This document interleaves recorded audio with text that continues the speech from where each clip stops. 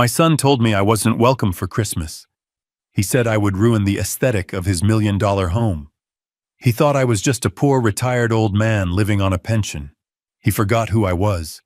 He forgot that I was the one who owned his aesthetic. That night, I made one phone call. By the time I was done, my son wouldn't just lose his house. He would lose everything he thought he knew about his life. My name is Gregory Stone, and I am 70 years old. The engine of my 10-year-old Ford F-150 rumbled as I pulled off the main highway, the tires crunching on the pristine paved road of the Austin suburbs.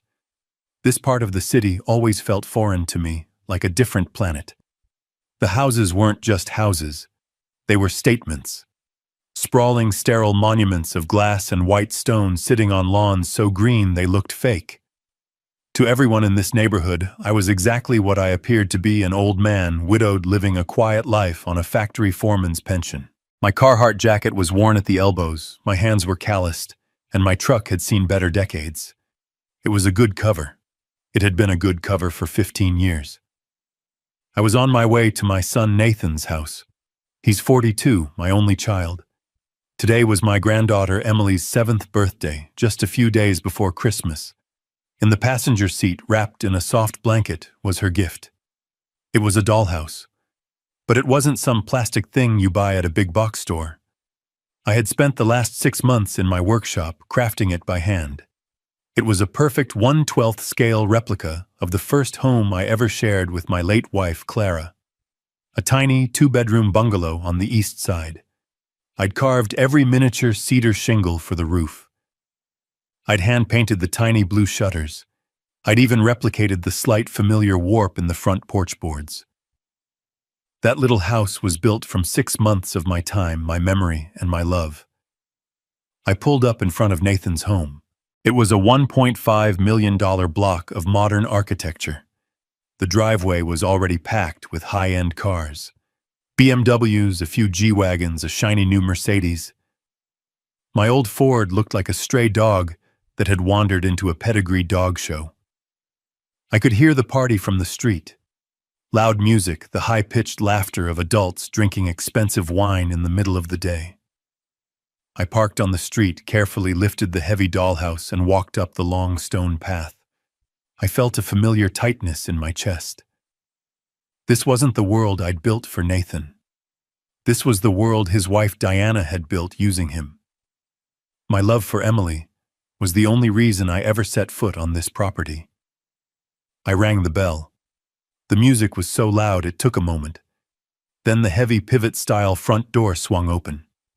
Nathan stood there. He was wearing a crisp linen shirt that probably cost $300. His hair was perfectly styled. For a split second, his face lit up with a generic party smile, but when he saw me, the smile didn't just fade. It evaporated. It was replaced by a look of pure, unadulterated panic. "Dad," he stammered. He physically stepped onto the porch, pulling the massive door almost closed behind him, blocking my view of the party. "Dad, what are you doing here?" My own smile faltered. The cold Austin air nipped at my ears. "What do I mean, son?" "It's Emily's birthday. You invited me last week, remember?" I held up the dollhouse. "I finished her gift." Nathan didn't even look at the gift. His eyes darted past me to my truck parked on the street. He winced as if the very sight of it caused him physical pain. "Dad, I know. It's just, today is really not a good time. It's chaotic." "I won't stay long," I said, my voice starting to feel as old as I looked. "I just want to give this to Emily and wish her a happy birthday." Before he could answer, the door swung open again. Diana. She was 40 and she was a presentation. A sleeveless white dress that looked like it was sculpted from marble. Her face was ironed smooth by ambition and expensive treatments. Her blonde hair was perfect. Her eyes didn't just look at me. They assessed me, valued me, and dismissed me in less than a second.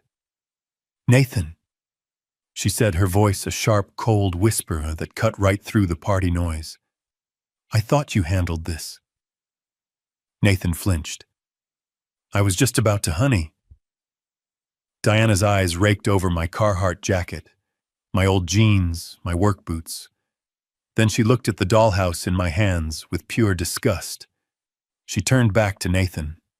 She didn't bother to lower her voice. She wanted me to hear. Get him to leave, now. My parents are flying in tonight for the holidays. I cannot have that. She gestured vaguely at me at my truck at the dollhouse, ruining the entire aesthetic for Christmas. It's embarrassing. Just deal with it. She didn't wait for an answer. She just turned and vanished back into the warmth and laughter of the party, the heavy door clicking shut behind her. I stood there. The music pulsed. Embarrassing.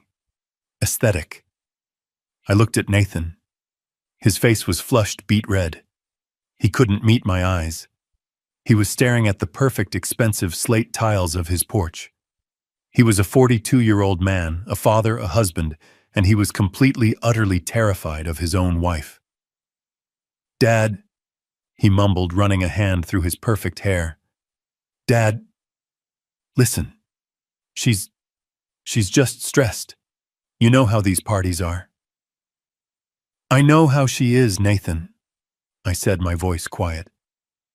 No, you don't understand, he said, getting defensive. She's right. It's just not a good time. We have important guests. And about Christmas. He took a deep breath, finally looking up at me. His eyes were pleading with me to make this easy for him. About Christmas, Dad. It's going to be packed. Her whole family is coming. It's a formal thing. And well, maybe it's best if you just don't come this year. We weren't expecting you. We weren't expecting you. The words hit me. But it wasn't the way you see in the movies. There was no sudden sharp pain. The sadness didn't come. Instead, a profound cold clarity settled into my bones. The kind of clarity you get in the dead of winter right before a storm when the air is perfectly still and sharp enough to cut. I looked at the dollhouse in my hands. 6 months. 6 months of my time, my hands, my memory. 6 months of carving tiny window frames and sanding miniature floors, all for a little girl I loved. All for a son who was now telling me I wasn't good enough to be seen by his new rich family.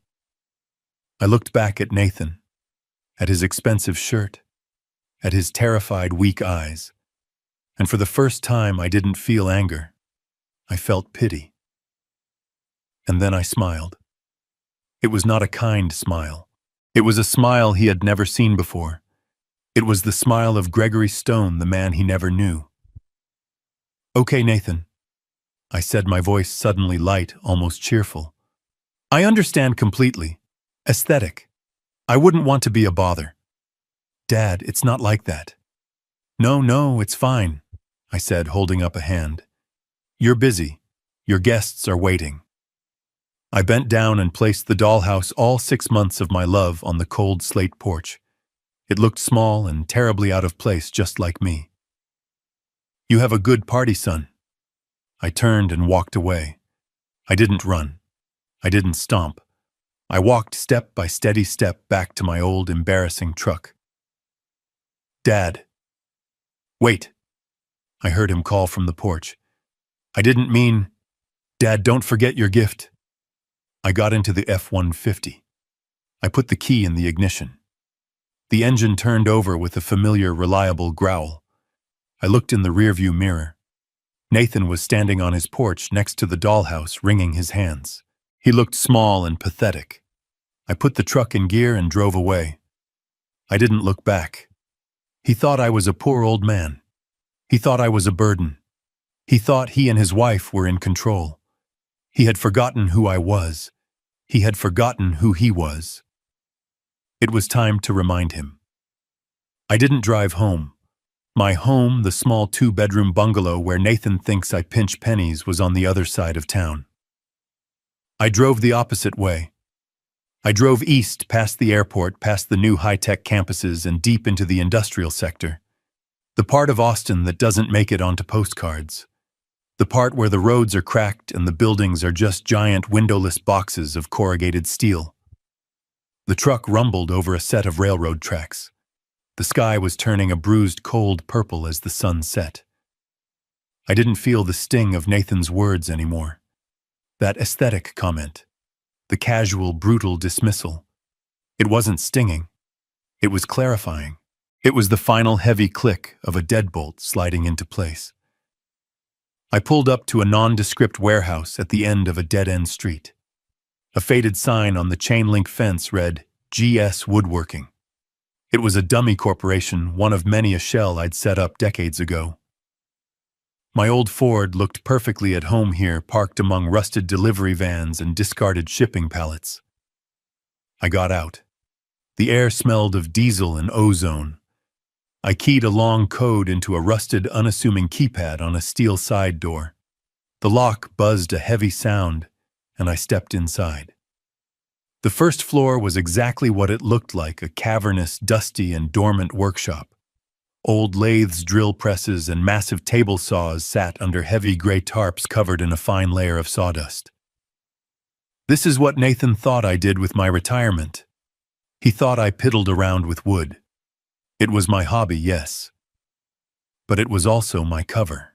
I walked to the back past a defunct break room where a single fluorescent light flickered erratically. I entered what looked like a dark, greasy storage closet filled with old manuals and oily rags. I pushed aside a heavy rolling steel shelving unit. Behind it was not drywall.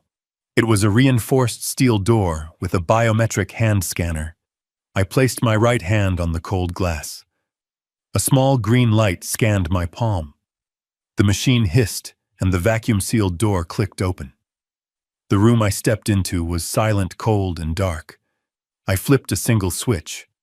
It wasn't a workshop. It was a command center. A long, curved desk faced a wall of 6 large monitors. They hummed to life, bathing the windowless room in a cool blue light. A secure server rack blinked silently in the corner next to a private satellite uplink. This wasn't a foreman's retirement den. This was the private office of a man who moved millions of dollars before most people finished their morning coffee.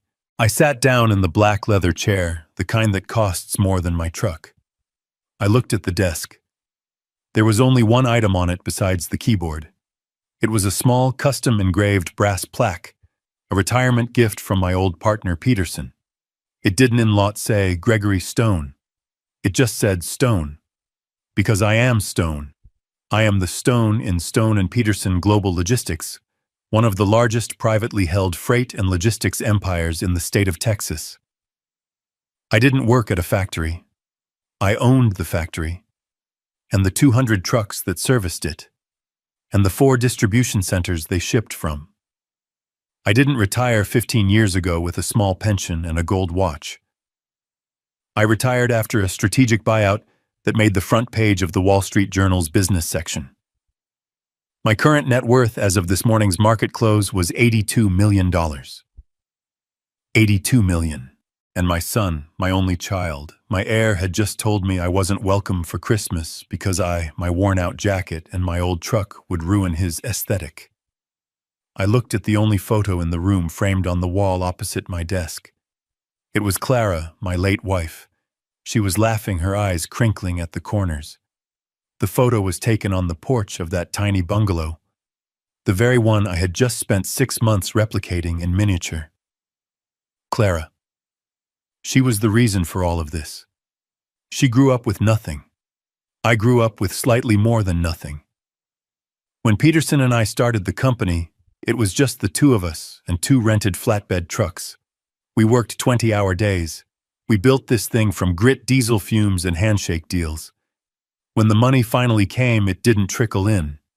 It came like a flood. And it terrified her. "Greg," she'd said to me, her hand on my arm, her voice always gentle but firm as steel. "This money, it's a tool. It is not a life. Don't let it spoil him. Don't let it make him weak." She had seen it happen to other families, friends of ours, who struck it rich. Their children grew up entitled, soft, useless. children who inherited fortunes but had never learned the value of a single dollar earned through their own sweat. "Promise me, Greg," she said, her voice thin in that sterile hospital room just before the cancer took her. "Make him stand on his own 2 feet.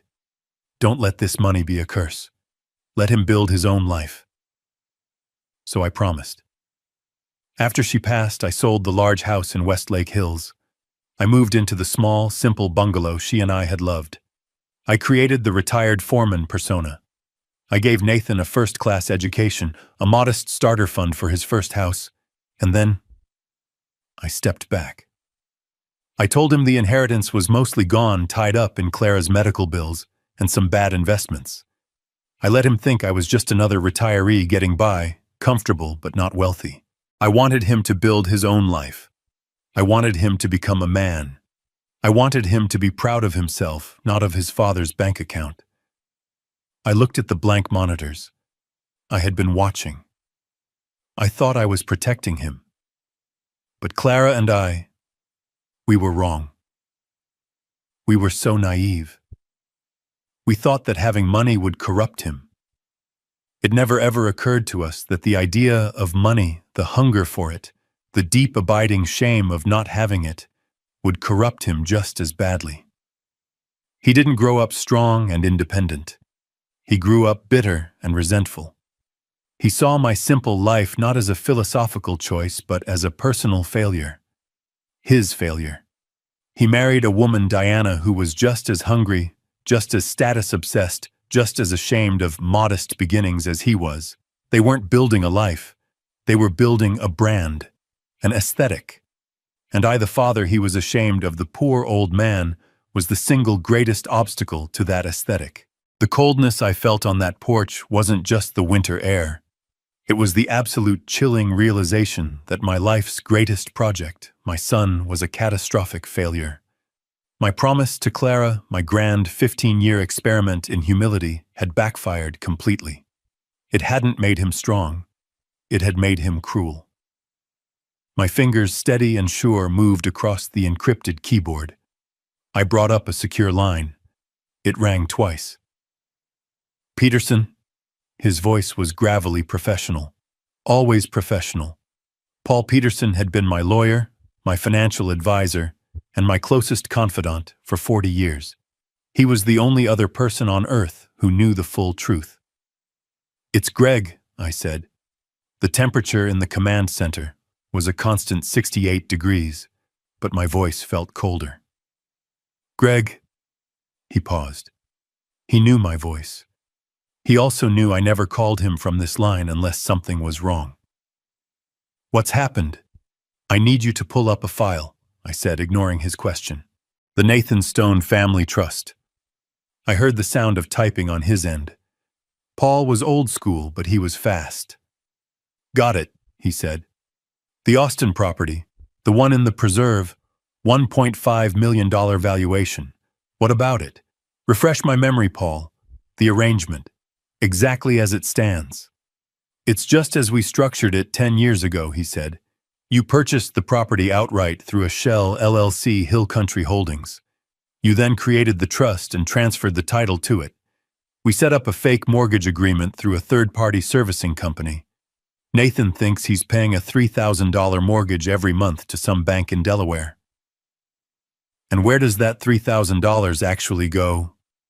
I asked, though I already knew the answer. I just needed to hear it. I needed to pour salt on the wound. "As per your instructions," Paul said, "it's rerouted.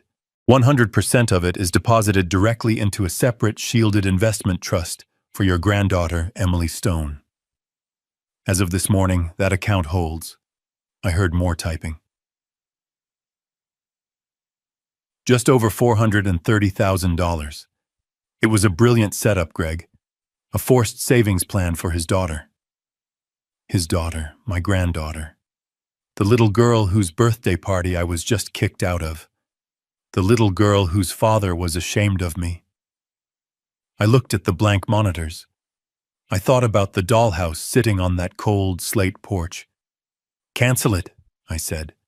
The silence on the other end was heavy. Paul wasn't just my lawyer. He was my friend. He'd held Clara's hand at the funeral with me. "Greg," he asked, his voice careful, "what do you mean, cancel it?" "I mean exactly that. Cancel the entire arrangement, today. I want you to dissolve the trust's claim on the property, transfer the title from Hill Country Holdings back to the main Stone and Peterson corporate portfolio, shut down the fake mortgage agreement, and I want you to stop the automatic rerouting of that $3,000 payment. Greg, if you do that, the servicing company will register an immediate default." "I know," I interrupted. "That's the point. But, Nathan, he'll be blindsided."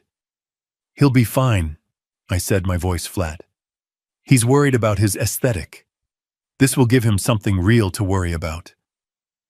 Paul was quiet for another long moment. He knew not to push, but he had to be sure. "This is a significant move, Greg. Are you certain this isn't just you being angry? This is a permanent decision." I thought about Nathan's face, the panic, the shame, the weakness. I thought about Diana's cold, dismissive words, embarrassing, ruin the aesthetic. Was I angry? No.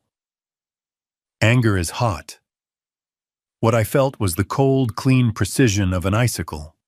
"It's a business decision, Paul," I said. "The asset is being mismanaged. The current occupants are unreliable. They are a risk to the brand. I'm reclaiming the asset." Paul sighed. He knew that tone. It was the stone talking now, not the grandfather. "All right, Greg," he said, his voice all business again. "I'll file the transfer paperwork immediately. It'll be done by end of day. What about the servicing company?" "Send them an official standard notice," I instructed. "Tell them Hill Country Holdings is reclaiming the property. I want a standard by-the-book 30-day foreclosure notice sent to the occupants. Certified mail, tomorrow morning." 30 days, Paul repeated. "That's aggressive, Greg, especially right before Christmas." "Is it?" I looked at the photo of Clara. They weren't expecting me for Christmas. Now they'll have something else to focus on. Send it. "It's done," he said. "Is there anything else?"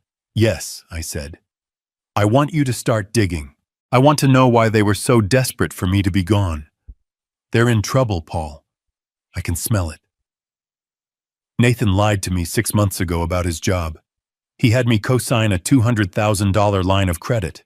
He said it was just in case. I want to know if he's touched it. I want to know what he's hiding." "I'll get my investigators on it immediately," Paul said. "I'll have answers for you within 48 hours. "Good. Thank you, Paul." I hung up the phone. I didn't get up. I just sat there in the blue light of the monitors. The first move was made. The first thread was cut. Nathan and Diana were at this very moment still inside that $1.5 million house, laughing, drinking, celebrating their perfect, aesthetically pleasing life. They had no idea that the foundation they were standing on had just turned to dust. They thought they had 30 days. They didn't realize they had already lost everything. 2 days passed. The silence was profound. It was Christmas Eve. I spent the day in my garage workshop, the one attached to my small bungalow, the one that smelled of pine shavings, old oil, and the varnish Clara used to love. This was the life Nathan and Diana pictured for me, a lonely old man puttering around with scraps of wood, living in the past. They weren't entirely wrong. I was living in the past. I was sanding a small, simple wooden train, a late gift for a neighbor's grandson. My hands were steady. The chisel moved smoothly, carving the contours of the engine. This was my piece. This was what Clara and I had chosen. A quiet life. As I worked the sharp edge of my chisel scraping away the wood, I thought about them. I pictured their Christmas. The massive, perfect tree flown in from Oregon, dripping with white lights. The cold, minimalist table settings. The caterers in the kitchen.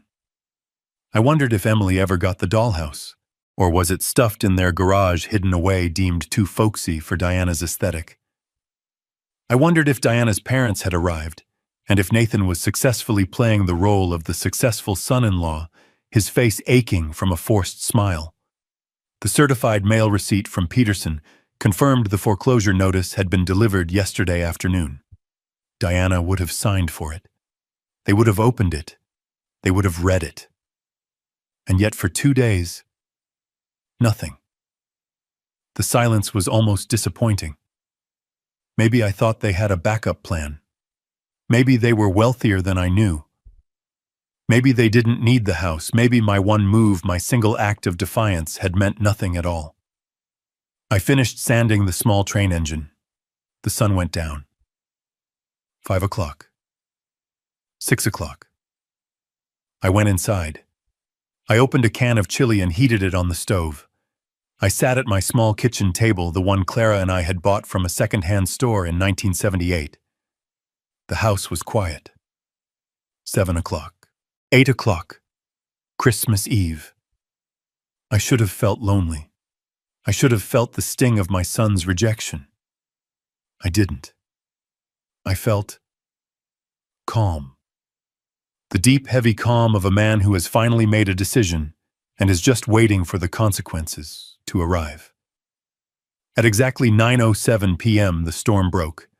My old flip phone, the simple, dumb phone I carried to maintain my cover, started to vibrate on the kitchen table. It didn't just vibrate. It buzzed with such a frantic energy that it skittered across the Formica countertop. I looked at the small, pixelated screen. Nathan. I stared at it. I let it ring. Once. Twice. 10 times. It stopped. Silence for 3 seconds. And it started again. Nathan. I let it go to voicemail. It stopped. 3 seconds. It rang again. Nathan.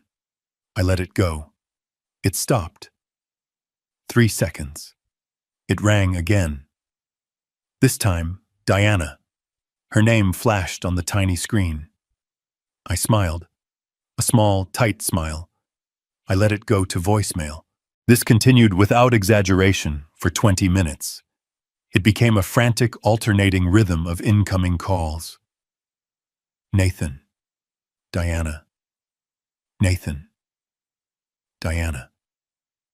They weren't just calling. They were panicking. They were pinging me one after the other like two drowning people fighting over a single life preserver. Finally, the house fell silent again. The phone lay on the table, exhausted. I picked it up. The screen glowed with notifications. 38 missed calls. 22 new voicemails. I poured myself a glass of water. I sat down. I turned on the speakerphone. I pressed play. The first message was Nathan.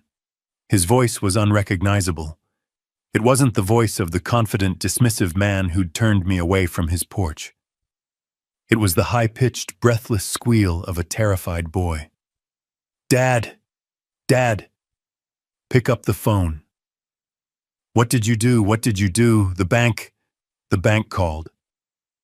They said the house. Dad. It's a foreclosure. They said we have 30 days, 30 days. It has to be a mistake. It's Christmas, Dad. You have to call the bank. You have to fix this. Fix this. The message ended with an abrupt fumbling click. The next one started instantly. Diana. Her voice wasn't a squeal. It was a low, vicious snarl, the sound of a cornered animal. You did this. You senile old fool. You think this is funny. You think you can ruin us. We got the letter. Our lawyer said it's real. You canceled the payment. How dare you? You will call them back and you will fix this right now, or I swear to God. Gregory, I will. Click. The next message. Nathan again, this time clearly sobbing. Dad, please. Diana's parents are here. They heard everything. They're looking at us like, Dad, my life is over, my job, the house, everything. You have to fix this. It was just a stupid comment about Christmas. It was just a stupid comment. You can't destroy our lives over a stupid comment. Click. Diana again. Gregory, if you don't pick up this phone, we are coming over there. We are driving over right now, and you will fix this, you miserable, selfish old... Click. I listened to all 22 messages. It was a symphony of desperation. A chaotic hour-long opera descending from confusion to rage to weeping to outright incoherent threats. When the last message finished, I pressed delete. I sat back in my chair. The house was silent once more. I analyzed what I had just heard. The panic. The sheer animal terror in their voices. And something didn't add up. Losing a house is bad. It's a catastrophe. Having it happen on Christmas Eve in front of your wealthy in-laws is a humiliation beyond words. I understood that. But this was more than humiliation. This was Armageddon. This was my life is over terror. This was not the reaction of a successful 42-year-old man and his wealthy wife who just lost their primary residence. They would be embarrassed. They would be furious. But destroyed, no. If they lost this house, they would simply move. They would rent. They would downsize. They would be angry, yes. But they wouldn't sound like their world had just ended. This reaction wasn't about losing a $1.5 million house. This was the reaction of two people who had just lost their only lifeline. This was the panic of people who didn't just lose their aesthetic. They had just lost their escape route. They weren't just worried about where they were going to live. They were terrified of what they were running from. I looked at the dark screen of my flip phone. My son had lied to me 6 months ago. He had looked me in the eye, his own father, and lied about the stability of his job. He'd manipulated me into co-signing a $200,000 line of credit. He said it was just in case. And I realized with a sudden sinking certainty that this foreclosure wasn't the end of my plan. It was just the beginning. They were hiding something much, much bigger, and I was about to find out exactly what it was. The phone was silent now. I sat in the quiet of my kitchen, the old clock on the wall ticking loudly, each sound a heavy thud against the silence. 38 missed calls, 22 voicemails.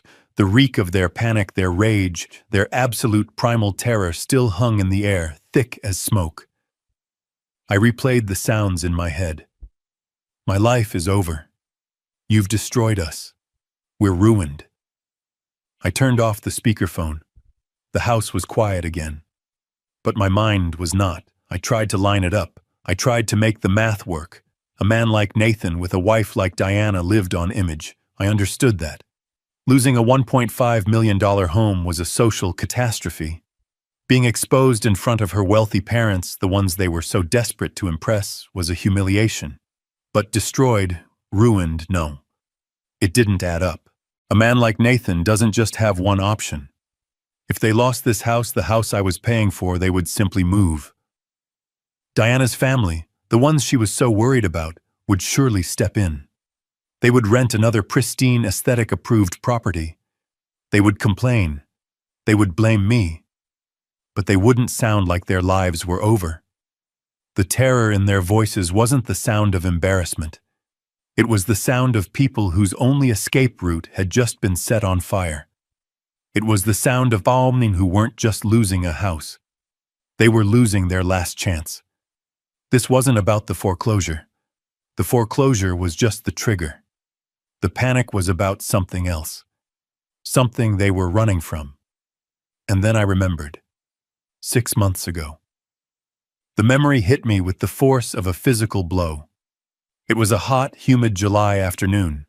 Nathan had shown up at my bungalow unannounced. This was unusual. He rarely came to my poor side of town. He was wearing jeans and a simple polo shirt, not his usual tailored suits. He was playing a part even then. He sat at my kitchen table, the one Clara and I had refinished by hand. He kept running his hands through his hair. "Dad," he'd said, his eyes focused on a scratch in the old Formica tabletop. I'm in a tough spot." I waited. "Things at the firm are..." Not good, he'd said. The market's down. They're talking about layoffs. Big ones. I think I'm on the list. I remember feeling a small, sad twinge. Not surprise, just sadness. I'm sorry to hear that, son, I'd said. Yeah, well. He finally looked at me and his eyes were filled with a practiced, desperate sincerity. I wouldn't ask. You know I wouldn't. But Diana, she's terrified. If I get laid off, we won't be able to cover the mortgage, the car payments. We need a safety net. Just for a little while. Just until I find something new. What do you need, Nathan? Just a cosign, Dad. A line of credit. 200,000. It's just a safety net. I promise I won't even touch it unless it's a real emergency. The bank they just won't approve it for me alone right now with the rumors at the firm. But with your name on it, your good credit, my good credit, the good credit of a retired factory foreman. He had no idea what he was really asking for. He didn't know he was asking an $82 million corporation to back his safety net. I'd hesitated. I remembered Clara's voice. Don't let it make him weak. But then I looked at my son. He looked broken. I thought he was finally learning humility. I thought he was coming to his father for help. I couldn't let my granddaughter be on the street. All right, son, I'd said. I'll cosign. But this is for emergencies only. You understand? Absolutely, Dad. Thank you, I promise. You won't even know it's there. Now sitting in my kitchen on Christmas Eve, the silence of the house felt like a tomb. You won't even know it's there. The panic in his voice on the voicemail. It wasn't just about the house. It was about the $200,000. I picked up my secure phone from the office in the basement. I hit the speed dial for Paul Peterson. He picked up on the first ring. He was always working. Paul, it's me again. Greg, I heard the fireworks, he said dryly. 38 missed calls. They sound distressed. Their panic is wrong, Paul. I said, my voice low. It's too much. It's not just the house, that they're hiding something else and something bigger. What do you need? 6 months ago, I co-signed a line of credit for Nathan. $200,000. He promised he wouldn't touch it. He said his job was on the line. I heard Peterson let out a long, slow sigh. The sound of a man who has seen this movie before. Greg, I want to know Paul. I want to know why they were so desperate for me to be gone. I want to know why they were planning to leave the country on Christmas Day, and I want to know how much is left in that line of credit. I want to know everything he's been doing for the last 6 months. Paul was silent for a beat. Greg, I can find out. I can have answers for you by morning. But you have to be prepared. If he's been lying about the house, he's been lying about this too. Are you ready for what I might find? I looked at the old clock on the wall. Clara's clock. Ticking, ticking, ticking. I'm not the one who needs to be ready, Paul, I said. He is. It was Christmas morning. The rest of the city was quiet, a world of rustling wrapping paper and family breakfasts. I was in my command center, the windowless, secure office hidden behind the dusty facade of my warehouse. I'd been there since 5 a.m., staring at the dark monitors, nursing a cup of black coffee that tasted like ash. I was waiting. The encrypted line chirped exactly at 8:01 a.m. I hit the speaker. Paul? Greg. That was all it took. In 40 years, I have heard Paul Peterson's voice deliver news of corporate takeovers, hostile mergers, and the death of my wife. I know all his tones. This was one I hadn't heard before.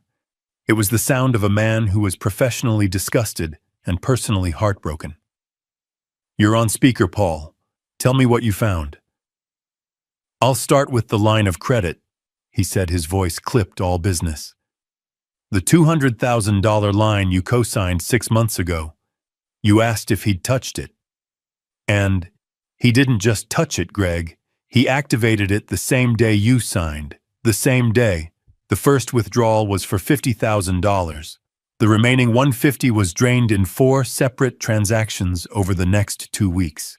The account has been sitting at a zero balance, accumulating interest for 5.5 months. The coffee cup felt heavy in my hand. He had lied to my face. The safety net wasn't a safety net. It was the plan. He'd come to me after he already knew he needed the money. "All right," I said. "That's the what. Now tell me the why." "His job." I heard Paul take a deep breath. This was the one he didn't want to say. "Greg, Nathan wasn't worried about getting laid off." I waited.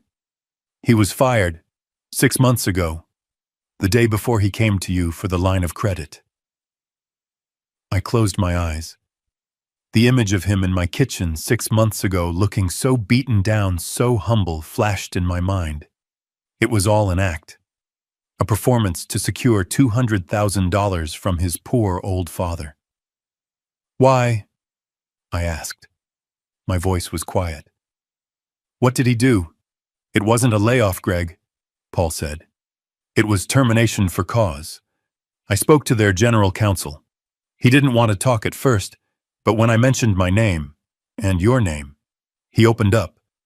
He said they were trying to handle it quietly out of respect for you, but they were building a case. A case for what Paul stopped dancing. Embezzlement." The word just hung there in the sterile air of the office. Embezzlement. It wasn't a word I associated with my family. It was a word for spreadsheets, for newspapers, for strangers in cheap suits being led into courthouses. It wasn't a word for my son. "He didn't just take a little Greg," Paul continued, his voice hardening. "He'd been at it for over a year, skimming from client escrow accounts, moving fractions of pennies, then whole dollars, then thousands. He was smart. He covered his tracks. But he got greedy. He got sloppy. They caught him." I tried to breathe. "How much?" "Their internal audit found he'd stolen just over $190,000. I did the math in my head. He stole $190. He borrowed $200. He'd used my money, my good name, to pay back the money he'd stolen. He'd used fraud to cover up his theft." "So, the line of credit, he paid them back?" I asked. "He did," Paul confirmed. "He paid the firm back in full anonymously through a third-party account. He was trying to make the criminal charges go away. He was trying to pay out their silence before they filed a report." "And did they pay?" "No," Paul said. "They took the money, but they're still filing. Embezzlement is a felony. Restitution doesn't just make it disappear. They're preparing the criminal case now. They were going to serve him the papers after the new year." I stood up and walked over to the concrete wall of the warehouse. I pressed my forehead against the cold, rough surface. My son was a thief. He wasn't weak. He wasn't just influenced by his greedy wife. He was a criminal. He had looked me in the eye and manufactured a lie about layoffs to manipulate me into giving him the money he needed to cover his own crime. And I had fallen for it. Gregory Stone, the man who had built an $82 million empire by reading people, by never missing an angle, had been played like a cheap fiddle by my own flesh and blood. "Greg, you still there?" Paul asked. "I'm here." My voice was a rasp. "So, the foreclosure, their panic. It all makes sense now," Paul said, thinking out loud. Losing the house was bad. But losing the house when you have no job, when you're $200,000 in debt, and when criminal charges are about to drop, that's not just a setback. That's checkmate. Checkmate. "He had no income," I whispered, realizing the full scope of it. "He's had no income for 6 months. They've been living on that line of credit. My line of credit. And whatever was left of it, Greg. Which wasn't much." I thought of Diana, her obsession with aesthetic, her expensive clothes, The parties, the Mercedes. They weren't just living beyond their means. They were living entirely on my means, on my name.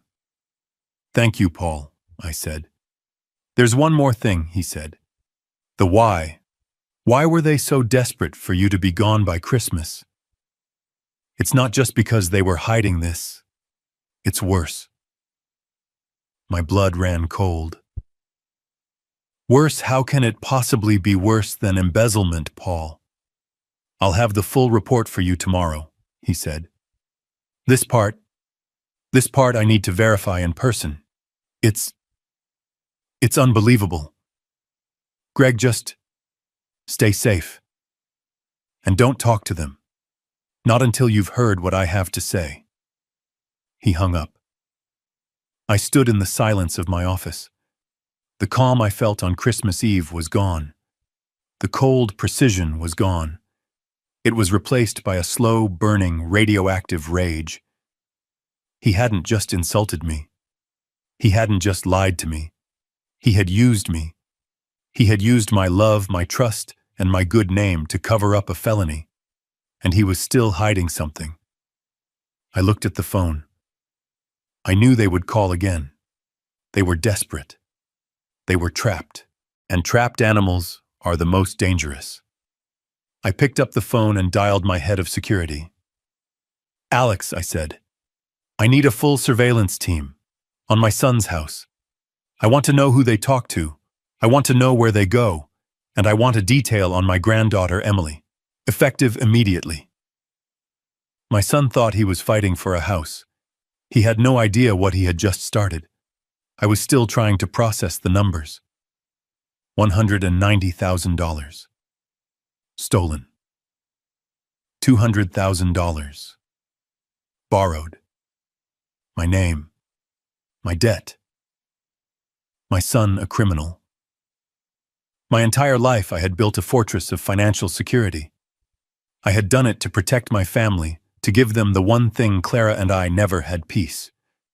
And in one afternoon, my son had taken that fortress, my name, my reputation, and he had tied it to his own sinking ship. "So," I said, my voice barely a whisper, "he's broke. He's a thief. He's facing prison. And I'm left holding the bag for 200 grand. "That's the shape of it, Greg." Paul's voice came over the speaker, heavy with the bad news. "But that's just the what. It still doesn't explain the why. Why Christmas? Why the desperation to get you out of that house? Why the 38 missed calls? It still felt disproportionate." I ran my hand over my face. "What do you mean it sounds like a pretty complete picture of desperation to me, Paul?" "No," Paul said.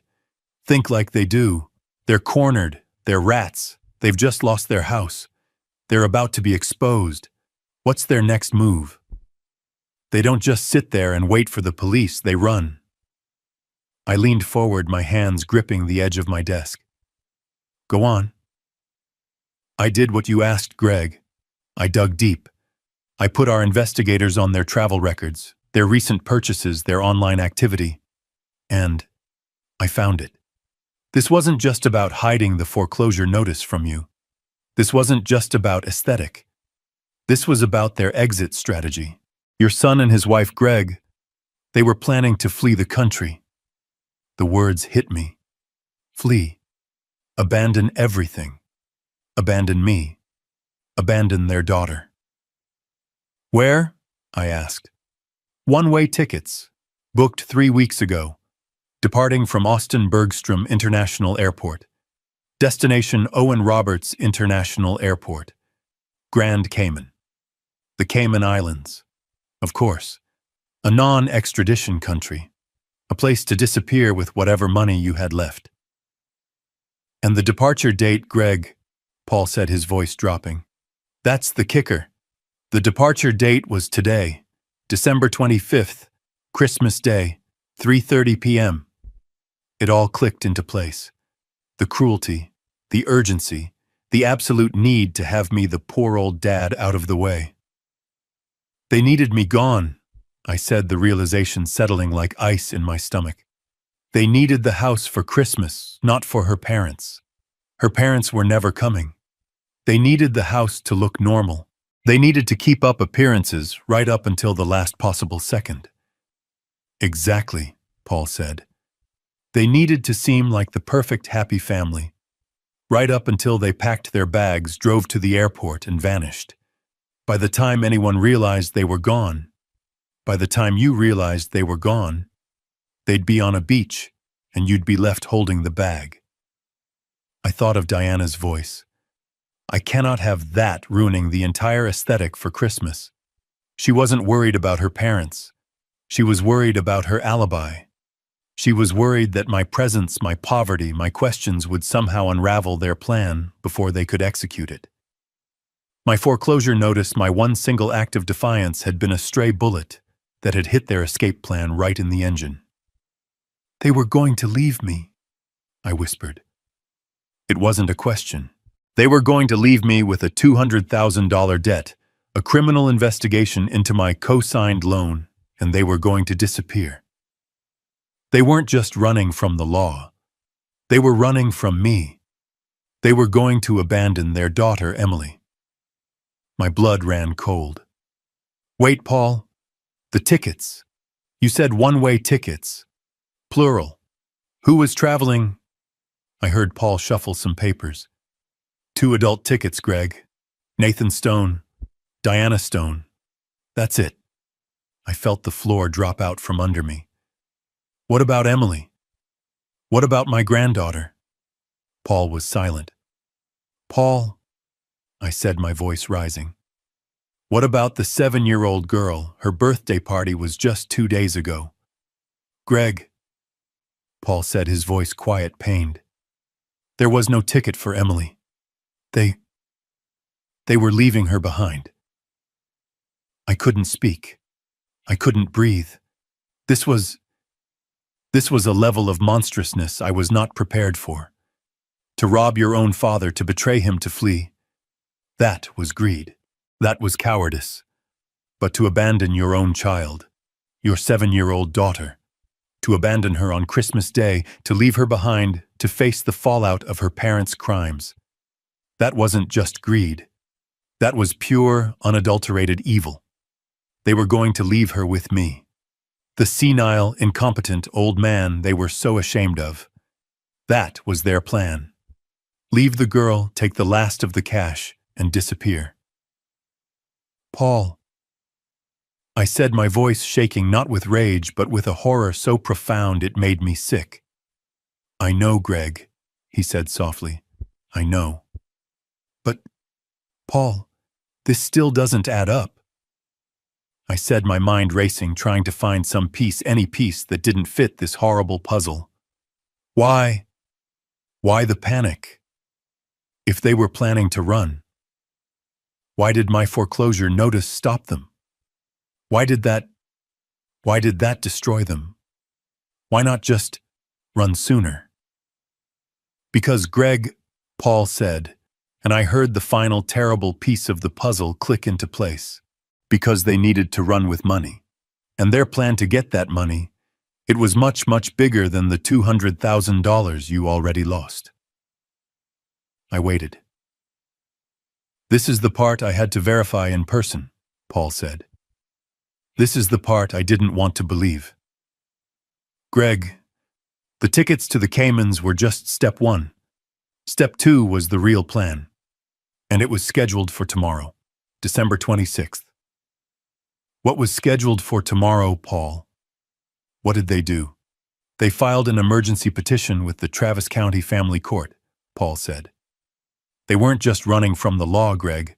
They were planning a full-scale robbery. Their plan, the real plan, was to have you legally declared mentally incompetent.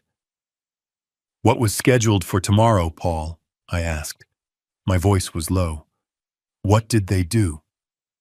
Paul let out a long, heavy sigh. The kind of sound a man makes when he has to deliver a eulogy for someone who is still alive. Greg, he said, and his voice was pained. The Cayman tickets, the embezzlement, that was just them trying to stop the bleeding. The real plan, The one they've been working on for months. That was scheduled for December 26th. Tomorrow. He paused. They filed an emergency petition with the Travis County Family Court. My mind went blank. A petition, a hearing. What kind of hearing? Greg, he said, and I could hear him steeling himself. They filed a petition for an emergency guardianship hearing. They were going to have you declared legally mentally incompetent. The words didn't make sense. Incompetent. Me. I felt a strange hollow laugh bubble in my chest. It died before it reached my lips. They. What? On what grounds? On the grounds. Paul said, his voice now dripping with professional contempt, that you are suffering from senile dementia, that you are a danger to yourself and your finances, that you are no longer capable of making rational decisions. I stared at the concrete wall. My son Nathan, the boy I had taught to read, the boy whose fevers I had nursed, the boy I had protected. He was trying to have me declared insane. But the evidence, I stammered. There is no evidence. I'm perfectly fine. I just spoke to my doctor last month. You don't need real evidence for an emergency petition, Greg. You just need testimony. And they had it. We pulled the file. They had sworn notarized affidavits from 3 of Diana's friends. Friends who our investigator confirmed all received consulting fees from Diana last week. All 3 of them swearing they'd seen your rapid mental decline. I felt sick. They had a full narrative, Greg. Paul continued, his voice cold as a scalpel. They painted a picture. They told the court you're an old man living in abject poverty and self-neglect. They claimed you were refusing care, that you were unstable. They even twisted your hobby. My woodworking. They called it a compulsive obsession with childlike objects. They called your dollhouse a clear sign of a regression to childhood. They were going to use the very gift you made for your granddaughter as proof that you had lost your mind. I thought of the dollhouse sitting on that porch. I thought of the 6 months of love I'd poured into it. And they were going to use that as a weapon. The plan was simple, Greg, Paul said. They would show up to the hearing tomorrow as the concerned family. They would present the affidavits from their paid-off friends. They would tell the judge with tears in their eyes that you had become erratic and paranoid. They were even going to use the incident at the party against you. What, but they were the ones who… Of course, Paul cut in. It's perfect. They'd say, we invited him for his granddaughter's birthday, Your Honor, and he just stared at us, left his gift, and drove away. He was confused. He didn't even recognize us. They manufactured the evidence, Greg. They poked the bear, and then they planned to go to court complaining that the bear had growled. My son had done this. And then what? I whispered. What was the end game? The end game, Paul's voice was sharp. The end game was to get the judge who would only have their side of the story to grant them emergency temporary guardianship. They would have you committed, placed in a secure facility, a nursing home, while they sorted out your affairs. And once they had that guardianship, once they had power of attorney, they would have full legal access to everything. He let that sink in. They weren't just planning to run Greg. They were planning to liquidate you, to sell your house, your truck, your tools, everything they thought you had. They would have paid their $200,000 debt, paid off the embezzlement, and then used the rest of your life savings to fund their new life in the Caymans. They were going to leave you to rot in a nursing home legally erased, while they drank cocktails on a beach, living off the money you earned.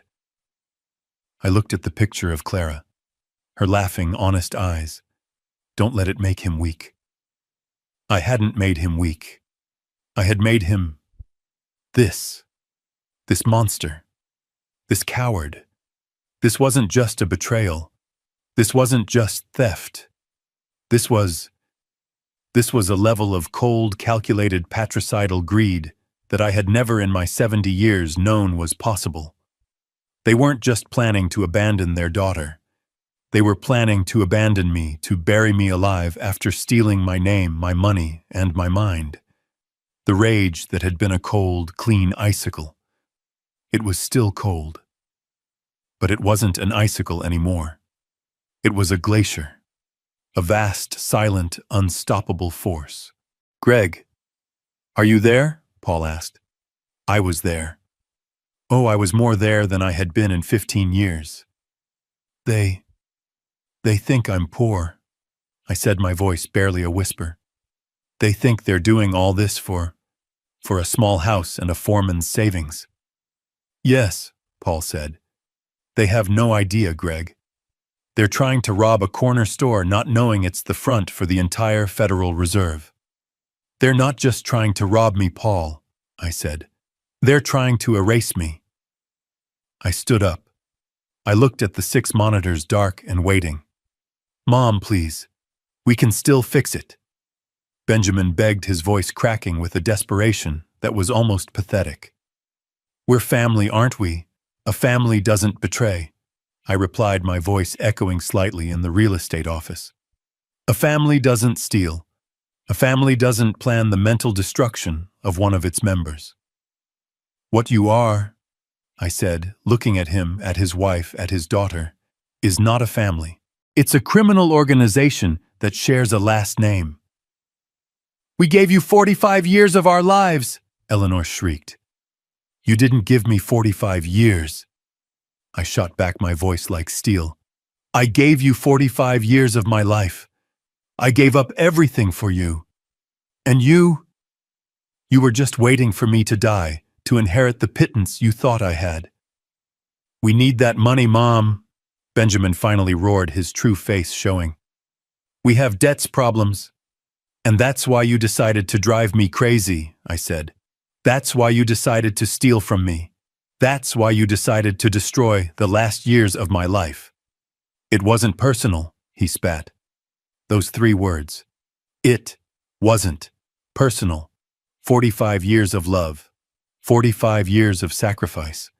45 years of raising a boy I hadn't sired, but had loved as my own. And it wasn't personal. You're right, Benjamin, I said, my voice dropping to a whisper that cut through the entire room. It wasn't personal for you. And from now on, it won't be personal for me either. I turned to my lawyer. Dr. Montgomery, I believe we're finished here. I hung up the phone. The war had been officially declared, and I had all the weapons. I hung up the phone. The speaker clicked off, plunging the command center back into its usual humming silence. The monitors glowed, showing financial data streams and market reports that meant nothing to me in that moment. I just sat there. I didn't move. I didn't pace the concrete floor. I didn't pound my fist on the cold steel desk. I didn't swear. I just sat. I stared at the rough gray concrete wall opposite me. I listened to the quiet, rhythmic whir of the server rack. I counted the seconds as they ticked by in my head. 1, 2, 3. I sat there motionless for 10 full minutes. The hot, burning rage I felt when I learned about the embezzlement, that was gone. The shock I felt when I learned about the line of credit, that too was gone. All of it had been burned away like fuel, leaving something else in its place. Ice. A profound, structural, and perfectly clear sheet of ice was forming inside my chest. They hadn't just insulted me. That was the party 2 days ago. They hadn't just lied to me. That was the line of credit 6 months ago. They hadn't just stolen from me. That was the embezzlement. No. This was something else entirely. They had planned to erase me, to have me declared incompetent, to use my love for my granddaughter, the dollhouse I built with my own hands, as a weapon to prove I was insane, to lock me away in a facility, to strip me of my name, my mind, my identity, and my freedom. This wasn't just a betrayal. This wasn't just a theft. This was an execution. They were planning to bury me alive.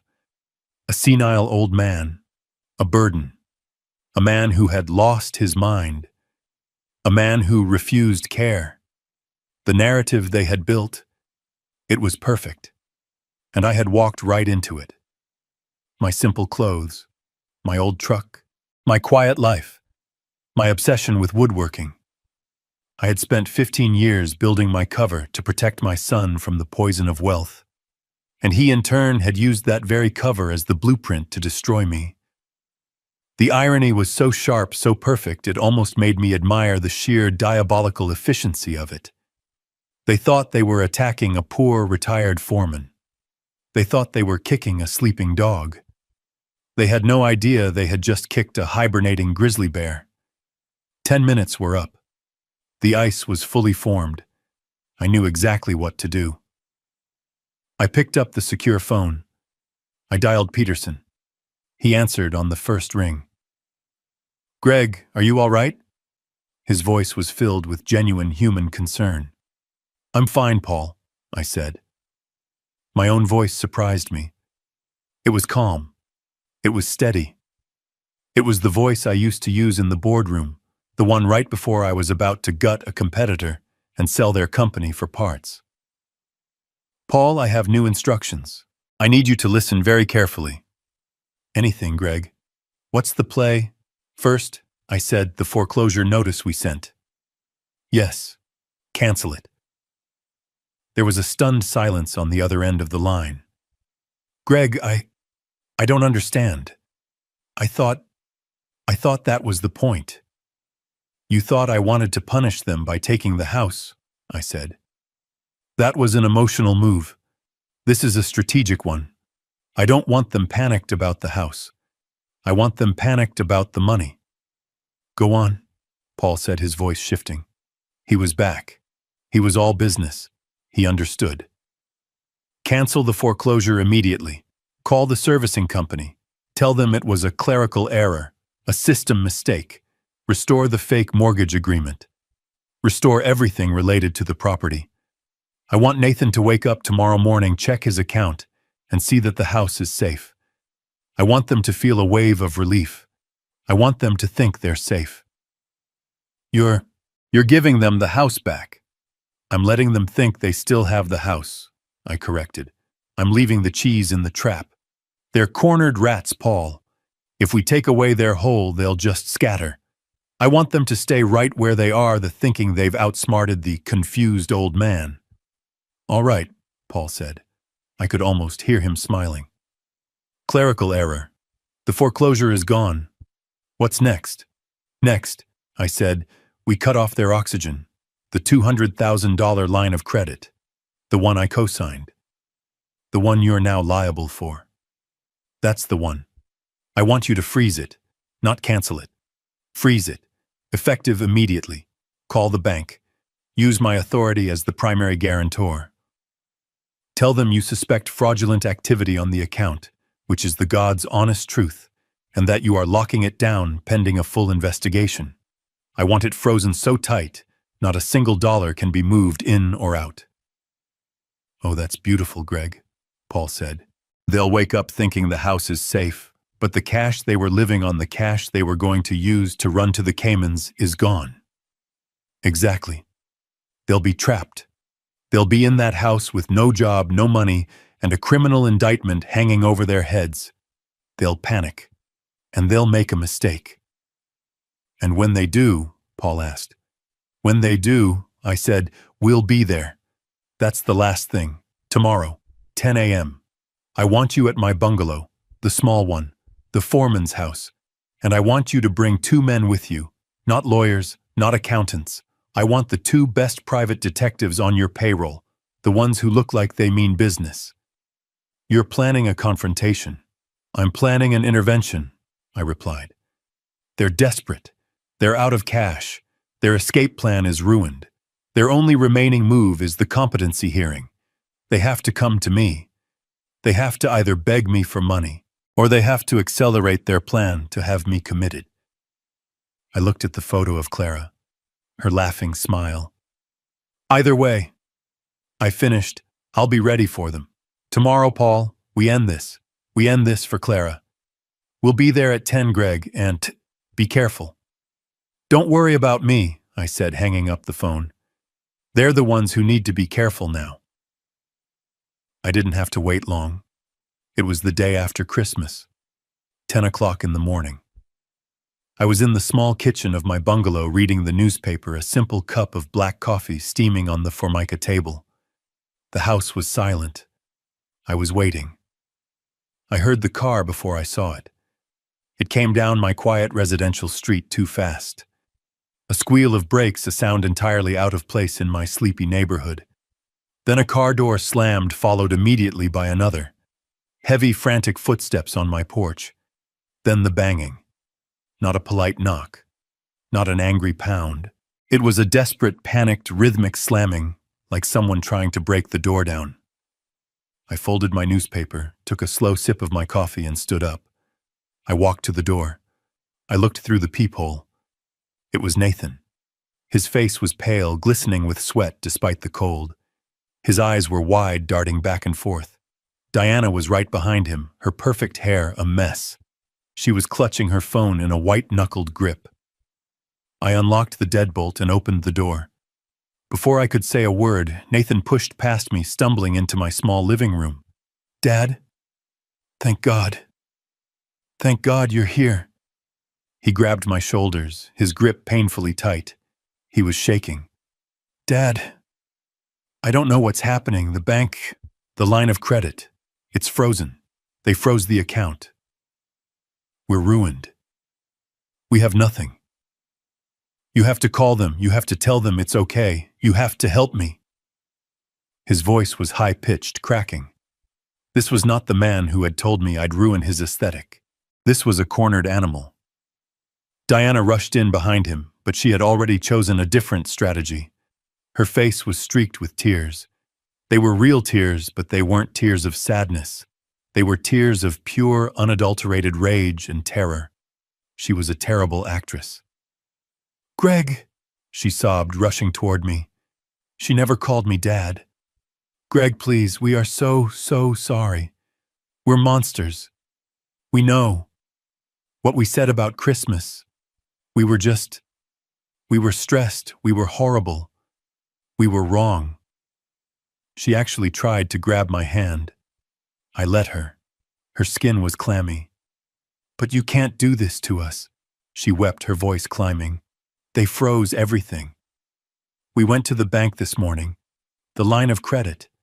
It's locked. We have nothing, Greg.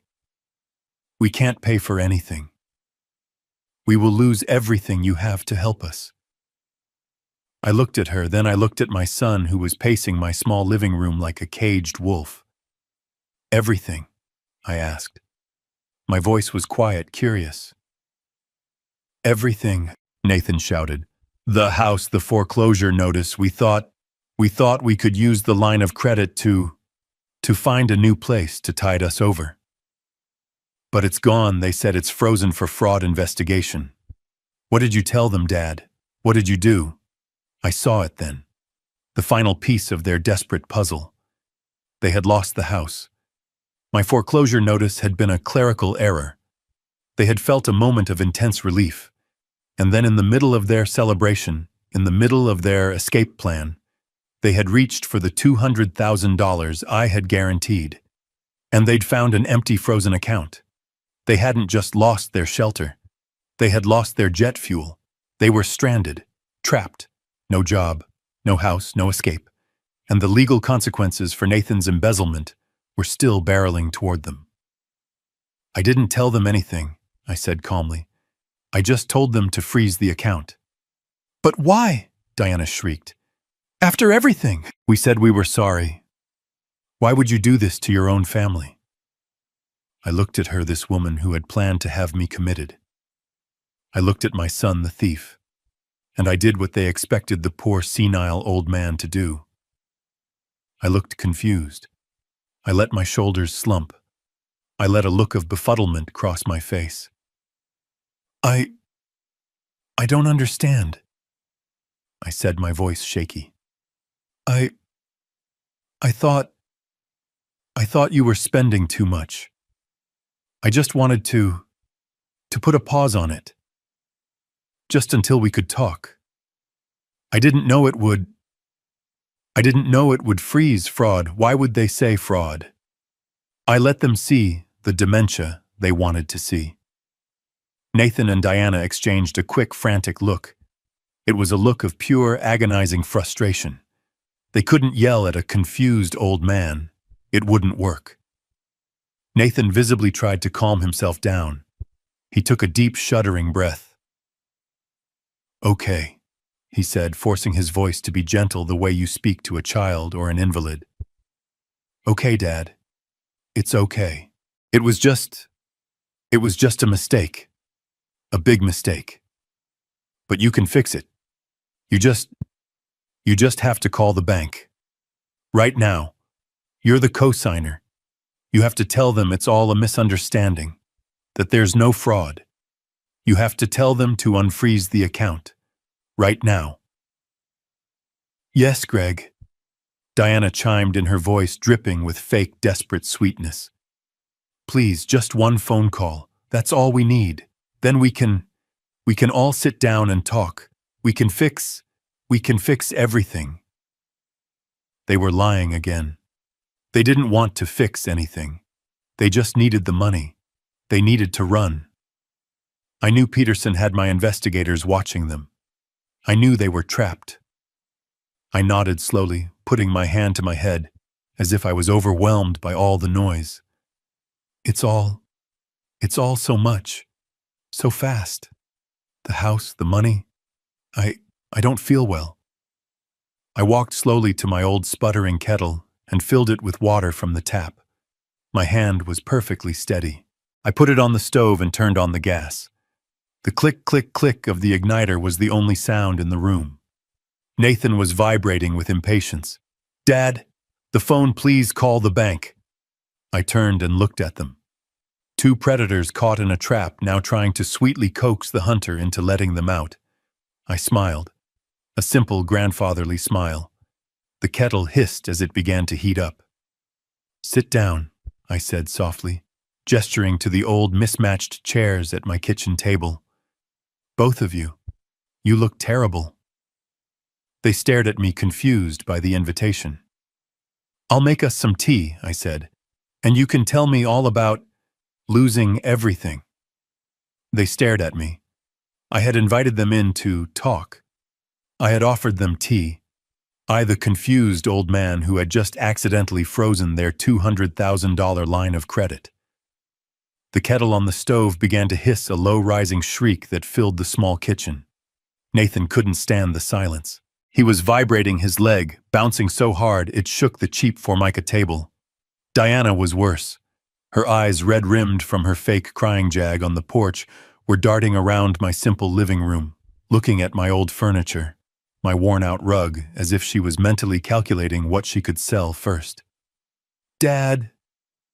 Nathan finally burst out, unable to wait for the tea. You have to call them. You have to call the bank now. I can't. We can't. It's all a misunderstanding." "Misunderstanding?" I asked. I turned slowly from the stove, holding two chipped mugs. "It sounded pretty clear, son. Fraud investigation. That's a strong word for a misunderstanding." Diana immediately launched into her performance. The tears welled up instantly, a practiced, perfect display of victimhood. "Greg," she said, her voice catching. "He didn't want to tell you. He was too ashamed. He didn't want you to worry." I placed the mugs on the table. I sat down. The old wooden chair creaked under my weight. "Ashamed of what, Diana? He made a mistake," she sobbed, reaching across the table to put her hand on Nathan's, a gesture of a supportive, loving wife. "A terrible mistake. But it wasn't his fault, the company. They've been awful to him." I looked at Nathan. He had his head in his hands, his shoulders shaking. He was playing his part too, the broken son. "Tell him, honey," Diana urged, rubbing his back. "Tell him. He's your father. He'll understand." Nathan looked up at me. His eyes were desperate. "Dad, they accused me of losing money. A client's account. It wasn't my fault, I swear. The market it tanked. But they're blaming me. They said I had to pay it back or they'd press charges, that they'd ruin my career." I just stared at him. The lies. They were so easy, so smooth. "So I panicked," he said, his voice dropping to a whisper. "I didn't know what to do. That's why I asked you for the line of credit. I thought I could use it to pay them back and then pay you back slowly before you ever knew. I was just trying to fix it, Dad. I was trying to protect my family. I was trying to protect you from the shame." He was good. I had to give him that. He had twisted the narrative. He wasn't a criminal. He was a victim. He hadn't stolen the money. He'd lost it. He hadn't committed fraud against me. He'd done it to protect me. It was a masterpiece of manipulation. "So the 200,000, I said, "it was to pay back this lost money." "Yes," he said, nodding vigorously. 190,000, and the other 10. It was just to live on, Dad. Until I found a new job. I am looking. I swear." "We're ruined, Greg," Diana chimed in, the tears flowing freely now. "We paid them, but now we have nothing left. We've been living on credit cards for weeks. And now you froze the account. It's the only thing we had. And now we're going to lose the house too. We're going to be on the street. All because of a stupid comment about Christmas." She buried her face in her hands. "We said we were sorry. We're begging you, please, Greg, just call the bank. Tell them it was a mistake. Tell them there's no fraud. Please, we're your family." The kettle shrieked a piercing, painful scream that filled the entire house. I stood up slowly, turned off the gas, and poured the boiling water into the 2 mugs. The room was silent except for Diana's performative sobbing. I placed 1 mug in front of Nathan, 1 in front of Diana. I sat back down. They looked at the tea, confused. "I see," I said. "So you lost $190,000, and then you borrowed $200,000 from me to pay it back. And you've been lying about your job for 6 months. And you were planning to fly to the Cayman Islands on Christmas Day. All because you panicked." Their heads snapped up, both of them. The sobbing stopped instantly. Diana's face 1 second ago, a mask of tragic despair, was now frozen in absolute ice-cold shock. Nathan's mouth opened, but no sound came out. He was pale as a ghost. "How?" he whispered. How did you know about the Caymans?" "Embezzlement," I said. It was just 1 word, but it landed in the center of the kitchen table like a grenade. "What?" Diana breathed. "Embezzlement." I repeated, my voice as calm and flat as a frozen lake. "That's the word you're looking for, Nathan. Not lost money, not a mistake. The word is embezzlement. You stole $190,000 from your client's escrow accounts over a period of 12 months. Your company didn't ask you to pay it back. They caught you, and they were preparing a criminal case that would send you to prison for 10 to 15 years. Nathan stopped breathing. He was staring at me, his mind clearly racing, trying to understand how this was possible. How could the senile old man...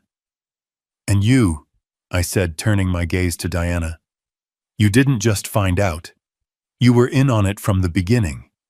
You were the one who researched non-extradition countries. You were the one who booked the one-way tickets.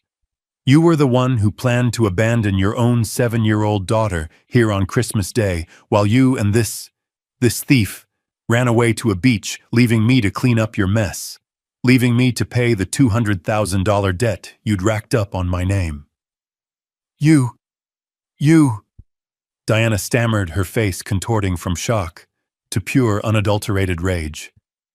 You've been spying on us, You're sick. Nathan, he's lost his mind. He's been spying on us. She grabbed her phone from the table. She fumbled with the lock, her hands shaking, and then aimed the camera at me. She was recording. You see, she shrieked, her voice now loud, performing for the video. You see what I told you? He's paranoid. He's delusional. Greg, you are a sick old man. You're obsessed with us. She panned the camera around my small, simple kitchen. He lives like this in this dump, and he thinks he knows about Cayman Islands. He's tracking us. He's insane, Nathan. This is it. This is the proof we needed. Nathan was still frozen, his brain unable to catch up. Mom, what? How? This is perfect, Greg. Diana screamed, her eyes wild, a terrifying, triumphant smile spreading across her face. She thought she had me. She thought this was her moment. She thought my paranoia was the final piece of evidence she needed to prove I was incompetent. She believed in her arrogance that she had just won. She's right, Nathan, Diana said, her voice dripping with venomous pity. Your mother is deeply unwell. We were right to file the petition. He needs help.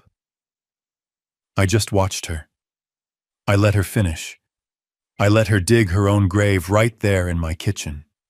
When she was finally done, panting, holding her phone up like a weapon, I took a calm sip of my tea. Are you done? I asked. She glared at me. That was a very good performance, Diana, I said. Very convincing. The desperate, concerned daughter-in-law, worried about my mental health. I smiled, a smile that didn't touch my eyes. Tell me, I said, leaning forward, is that the same performance you were planning to give at the emergency guardianship hearing, the one you have scheduled for tomorrow, December 26th at the Travis County Courthouse? The phone in Diana's hand wavered. The color which had rushed to her face in a furious blush drained away completely. She stared at me, her mouth open. The one, I continued, where you were going to present sworn affidavits from your friends stating that I'm senile. The one where you were going to use my dollhouse as proof of my regression to childhood. The one where you were going to get a judge to grant you power of attorney so you could have me committed to a nursing home and liquidate my assets. Diana's phone clattered from her trembling hand onto the table. Nathan finally made a sound. It was a low, choked gasp. He looked from me to his wife, and in that instant he understood. He understood that she hadn't just been planning an escape. She had been planning my execution. How? Diana whispered, her voice barely audible. How do you know that? Because, I said, I'm not a retired factory foreman. I stood up. I walked across the living room to the back wall, the one covered by an old faded bookshelf filled with Clara's gardening books. Mom, what are you doing? Nathan asked, his voice shaking. I put my hand on the side of the bookshelf and pushed. With a soft hydraulic hiss that was utterly silent in the small house, the entire bookshelf, books, shelves, and all swung inward, revealing a dark staircase leading down into the concrete foundation. Nathan and Diana just stared, their faces a mask of complete and total disbelief. You have a basement, Nathan stammered. This house is on a slab. Appearances can be deceiving, son, I said. I turned and looked down the stairs, into the darkness. Paul, I think our guests are ready. Footsteps. Heavy, measured footsteps coming up the stairs. A moment later, a man emerged into the light of my kitchen. He was in his late 60s like me, but he wore a perfectly tailored three-piece suit. He was holding a thick, leather-bound briefcase. It was my friend, my lawyer, my partner. It was Peterson. "Paul," Nathan whispered. He recognized him. He'd met him at Clara's funeral, introduced as an old friend from the factory. "Hello, Nathan," Peterson said. His voice was polite, but his eyes were chips of ice. "Diana." "What? What is this?" Diana demanded, finding her voice. "Who are you? What is going on?" "This," Peterson said, "is what you'd call a change in circumstances." He stepped aside, and two more men walked up the stairs behind him. They were not lawyers. They were tall, they were built, and they were wearing the unmistakable dark blue windbreakers of the Austin Police Department's Financial Crimes Division. Diana saw them. She let out a small, strangled scream. Nathan shot to his feet, knocking his chair over. He looked at the door. He looked at the windows. He looked at the detectives. He was trapped. "Nathan Stone. Diana Stone." The first detective said, his voice filling the small, quiet room. "You are both under arrest for conspiracy to commit elder fraud, perjury, and felony theft." "No," Diana shrieked, lunging for the door. "You can't. We're the victims. He's the one who's crazy. He's the one who's... Her voice died as the second detective calmly stepped in front of her, blocking her path. "Ma'am, I'm going to need you to put your hands behind your back." As the detectives began the methodical process of cuffing my son and his wife, Nathan just stood there limp, his eyes locked on mine. He didn't resist. He just stared, his face a hollow mask of defeat.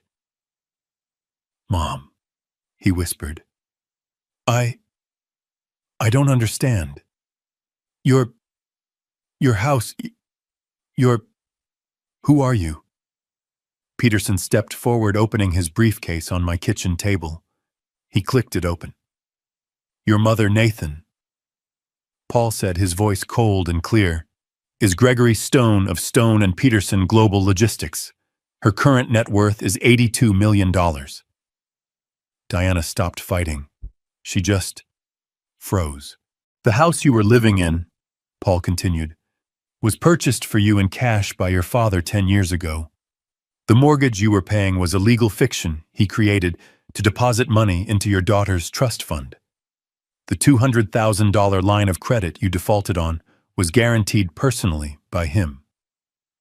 The petition for guardianship you filed was dismissed by a judge this morning in light of overwhelming evidence to the contrary."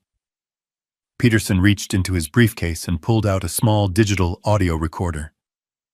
"And finally," he said, "we have this." He pressed play, and the kitchen filled with Diana's voice, cold, calculating, clear as a bell. "Just get him into the nursing home. Once we have guardianship, we have total control. He'll be so doped up he won't even remember his own name. We sell everything. We pay off the debts. And we are gone. He's just a confused old man. Who's going to believe him?" The recording clicked off. The detectives who had paused during the recording took Nathan and Diana by the arms. You... Diana sputtered, looking at me, that her face a mask of pure, concentrated hatred. "You bastard!" "Get them out of my house," I said to the detectives. And they did. I watched them walk my son, my only child, out of my kitchen in handcuffs. He never looked back, not once. The detectives led them out of my house in handcuffs. I watched through the small kitchen window as they were put into the back of separate patrol cars. Diana was screaming, her voice shrill and ugly, still shouting about her rights, about her parents, about how this was all a mistake. Nathan was silent. He just looked at his feet. As the car door closed, he looked up just for a second, and his eyes met mine through the window. There was no remorse in his gaze, no sadness, just a cold, empty hatred. The look of a man who wasn't sorry for what he did, only sorry he got caught. When the sirens faded, my house was quiet again. But it was a different kind of quiet. It was the heavy, sterile silence of a hospital room after a long, complicated surgery. An amputation had taken place. The diseased parts had been cut away. Peterson was still at my kitchen table packing his briefcase. He looked at me, his face grim. "It's done, Greg," he said. "What happens now?" I asked. "Now," he said, "it gets loud." He was right. By the next morning, it was everywhere. The story was too good for the media to resist. It was the lead story on every local news channel in Austin, and it was getting picked up nationally. The headlines were brutal. "The Phantom Foreman, Austin Millionaire's Secret Life Exposed. Son's plot to commit father steal millions unraveled. The aesthetic deception, how a greedy couple's lies led to their arrest." My quiet, simple life was over. My phone, the flip phone, and my secure line both rang off the hook. I unplugged them all. Alex, my head of security, posted a team at my gate to keep the news vans away. The legal process was swift. Facing $82 million, a team of lawyers from Stone and Peterson, and the full weight of the FBI's evidence on the document forgery, Nathan and Diana didn't stand a chance. Their entire defense crumbled, but their marriage crumbled first. I heard it from Peterson. The moment they were in separate interrogation rooms, Diana sang like a canary. She turned on Nathan with a speed and viciousness that was almost impressive. It was all him, every bit of it. She painted herself as a terrified, manipulated wife, a victim of a charismatic, gambling-addicted criminal.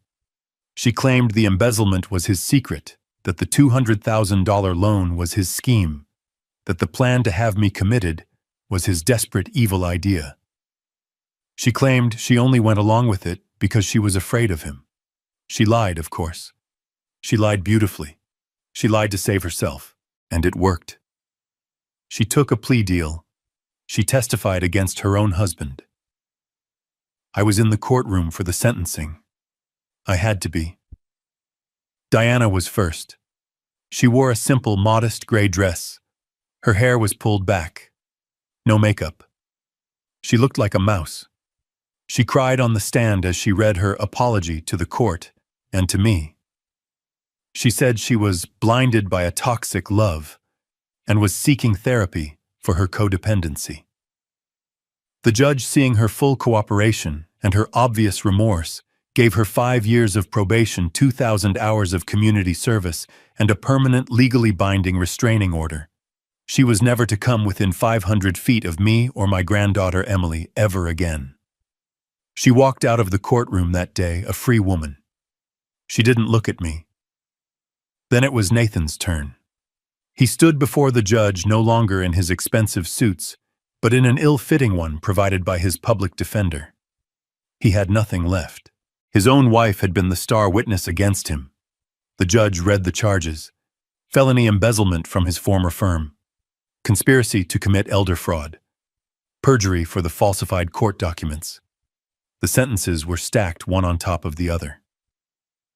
10 years, Mr. Stone, the judge said, his voice echoing in the quiet room. 10 years in a state penitentiary. I watched my son, my only son. He stood there, shoulders slumped. He didn't cry. He didn't rage. He just looked empty. The ambitious, arrogant man who had planned to steal his father's life was gone. All that was left was a hollow shell. They led him away in chains, and I felt nothing. Not sadness, not anger, not even victory. I just felt empty. The amputation was complete. The cancer was gone. But the space where my son used to be was now just a void. I walked out of the courthouse, the media shouting my name. I ignored them all. I got in the car with Peterson. "It's over," I said. "Almost," he replied. "We have one last piece of business, the most important one." He was right.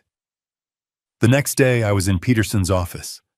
Not my hidden command center, but his real office on the 50th floor of the Stone and Peterson Tower downtown, the one with views overlooking the entire city.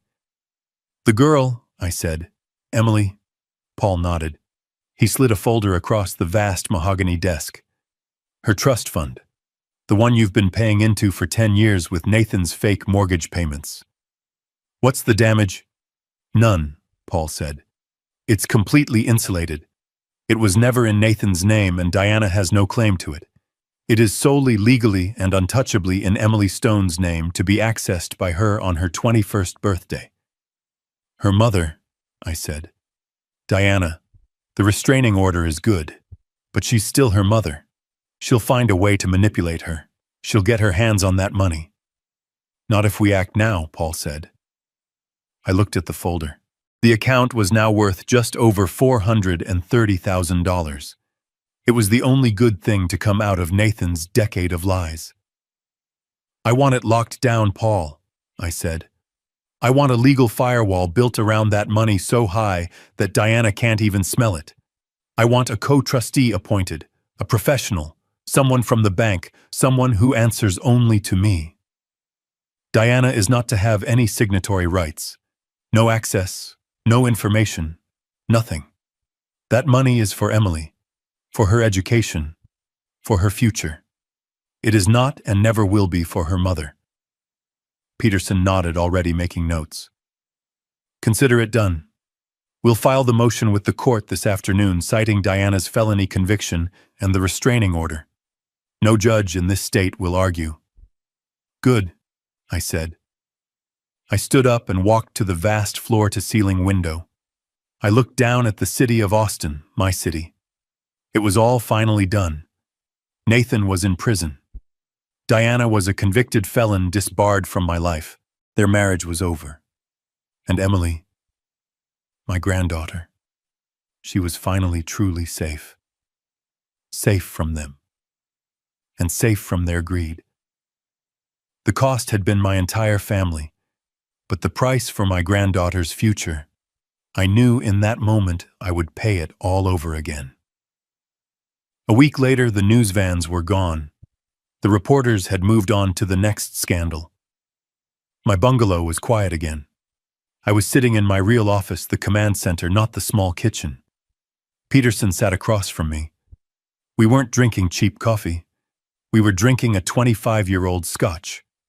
The bottle had been collecting dust saved for a special occasion. I decided this qualified. The monitors on the wall were no longer dark.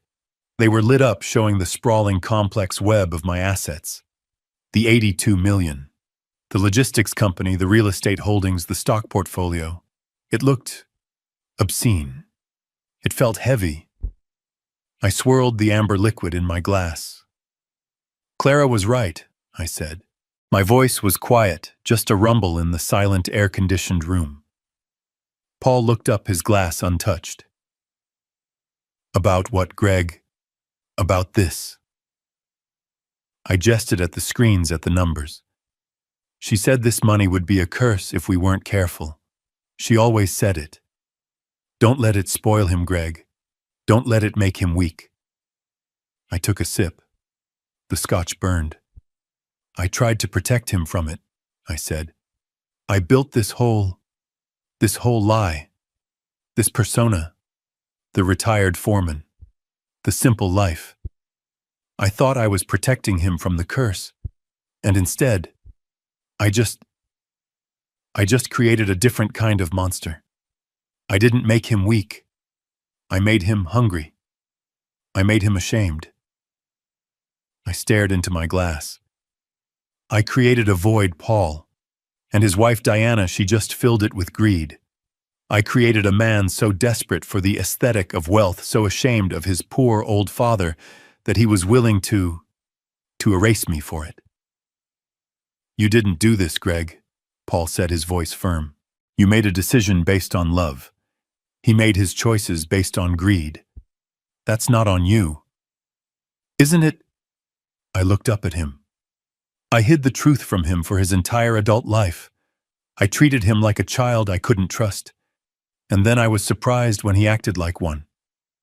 I sighed a long, heavy breath. It's over. He's in prison. She's wherever she is. And I'm still sitting here in a concrete bunker staring at numbers on a screen. Clara was right. It is a curse. Then break it, Paul said simply. I looked at him. What? Break the curse, Greg. You're 70 years old. You've been hiding for 15 years. You've been pretending to be a ghost in your own life. What's the point? What are you saving it all for? For who? He was right. The secrecy, the hiding, the simple bungalow, the old truck. It was all a performance, and the audience was now in prison. The show was over. A new feeling settled over me. Not anger, not sadness, just exhaustion. I'm tired of hiding, Paul, I said. I turned to the monitors, all those numbers, all that power, all of it just sitting there dormant. I'm done, I said. I'm done pretending. I stood up. Sell it. Paul blinked. Sell what, Greg? The company. No, not the company. Sell the assets, the secondary properties, the shadow holdings. I want you to start liquidating a significant portion of the portfolio. I want 10 million in liquid cash, as soon as possible. Paul stood up. Greg, that's a massive move. What are you planning to do with it? I looked at the photo of Clara, the one I'd brought from my bungalow, and placed on the steel desk, her laughing eyes. I'm going to start using it, I said. Like she would have wanted. Like we should have years ago. I turned back to Paul. I want you to set up a foundation. A new one. Call it the Clara Stone Foundation. And I want its mission to be simple. For kids like Emily. Kids who are trapped. Kids whose parents fail them. We're not going to hide this money anymore, Paul, I said. We're going to put it to work. We're going to do some good with it. Let's break this damn curse for good. 1 year. 365 days had passed since I had last seen my son, since I had watched him be led out of my kitchen in handcuffs. It was Christmas again. But this Christmas, I was not in the small, cramped bungalow. I was not hiding. I was home. I was in the house I had just finished building, a perfect life-sized replica of the dollhouse I had built for Emily, the house Clara and I had first lived in. But this time it wasn't a young couple's starter home. It was a fortress of memory built on a beautiful, quiet piece of land deep in the hill country with the best materials my $82 million could buy. I was in my new workshop, a vast, clean space that smelled of fresh-cut pine and coffee. The windows looked out over a valley covered in a light dusting of snow. The Clara Stone Foundation was fully operational. Peterson handled the day-to-day, but I approved every grant. We had funded 3 new shelters for abused children and a legal aid fund for the elderly fighting guardianship fraud. My money was no longer a secret. It was a tool.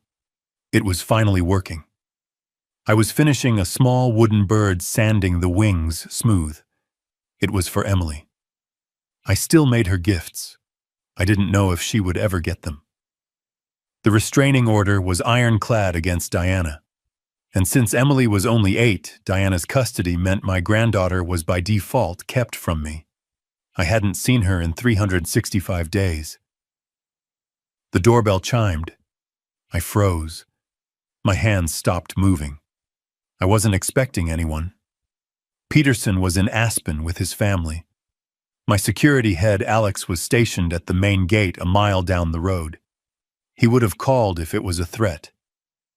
This was just a visitor. I walked through the new house, my boots echoing on the wide plank oak floors. I went to the heavy front door and looked through the peephole. My heart stopped. It was them. Emily. She was 8 now. She looked taller, thinner. Her hair was longer. She was wearing a simple pink coat that looked a size too small, and her hands were stuffed into her pockets. and behind her, standing just off the porch, was Diana. My hand tightened on the doorknob. The ice. The old, cold, surgical ice. I felt it begin to creep back into my veins. Then I looked again. This was not the Diana I remembered. This was not the woman in the designer dress who had sneered at my aesthetic. The perfect icy blonde hair was gone. It was replaced by a mousy dishwater brown pulled back in a simple frayed ponytail. The $1,000 coat was gone, replaced by a thin black parka, the kind you buy from a discount rack. And underneath it, I recognized the uniform.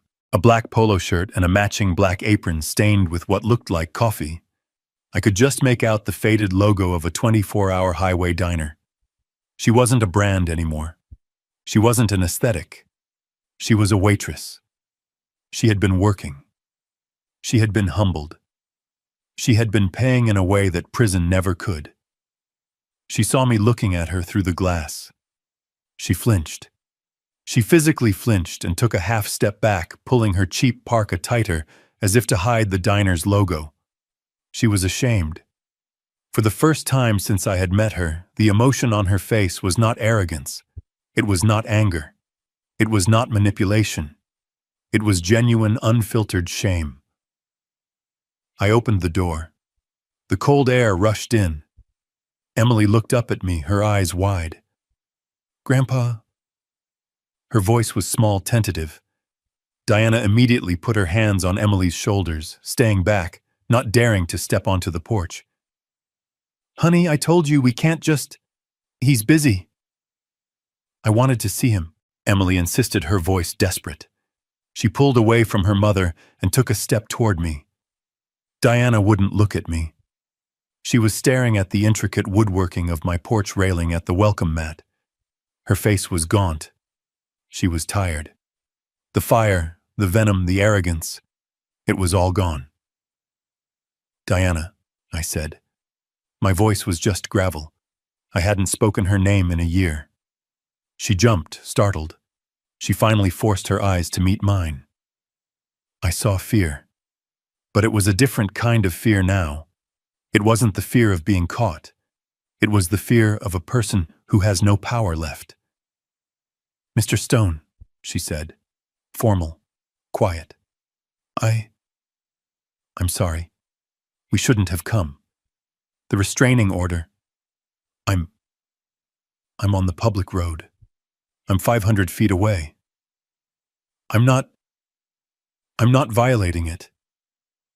I'm just... She pushed Emily forward slightly, a small, helpless gesture. She wouldn't stop asking, Diana whispered, and her voice cracked. "She misses you. I told her I would just ask. That's all. We'll go. I'm sorry to bother you." She started to turn, reaching for Emily's hand. "Come on, Em. Let's go." And I just stood there, watching them. The woman who had tried to have me buried alive. The woman who had helped my son plan my financial and social execution. The woman who was now working double shifts at a diner to pay off her court-mandated restitution. And my son, Nathan. He was in a low-security prison working in the library. He was taking accounting classes. He wrote me letters. One every week. I hadn't opened a single one. They were in a box in my office right next to the original plans for this very house. The cycle of pain. It was standing right here on my porch. I could close the door. I had every right to. I could call Alex. I could call the police and have her arrested for violating the spirit of the restraining order.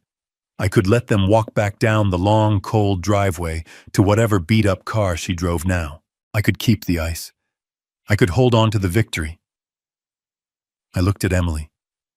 She was looking at me, her face crumpled with the familiar disappointment of a child who never gets what she wants. She was the only one who was truly innocent. She was the one who had lost her father to prison, her mother to poverty and shame, and her grandfather to an anger she couldn't possibly understand. All because of this. All because of the money. Clara's voice a whisper from 20 years ago. Don't let it be a curse, Greg. Don't let it just be about winning. If I closed this door, the curse would continue. The hate would continue. The ice would win. Diana was already walking away, pulling a reluctant Emily with her. It's cold outside, I said. My voice sounded strange even to me. It wasn't the voice of the CEO. It wasn't the voice of the angry father. It was just a voice. Diana stopped.